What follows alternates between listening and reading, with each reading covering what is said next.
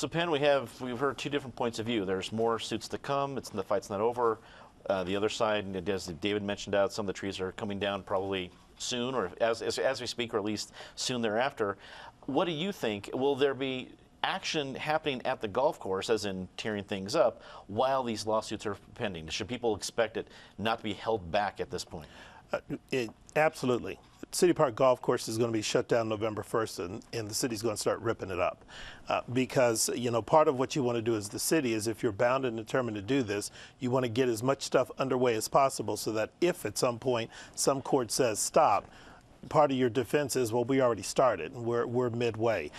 The decision by Judge Goldberg is interesting in a couple of respects. First, and I agree with Patty, why the fighting may not be over, but it's going to go in a different direction, because what the judge ultimately ruled is, as a matter of law, I have to give great deference to the administrative decision or the regulatory authority of the city and county of Denver. And he said basically, specifically, Happy Haynes.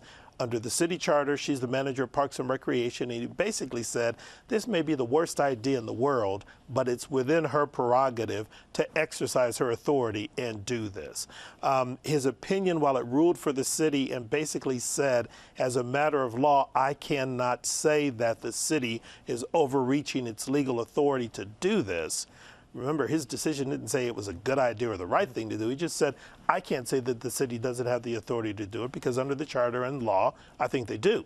But he noted a couple things that I think are going to be the impetus for ongoing fights. Number one, he commented on the fact that you are going to lose a lot of the natural canopy with all of these very senior trees and other trees being cut down, and no plan the city's contemplating now will replace all of the tree canopy on City Park Golf Course. So neighbors are going to respond to that.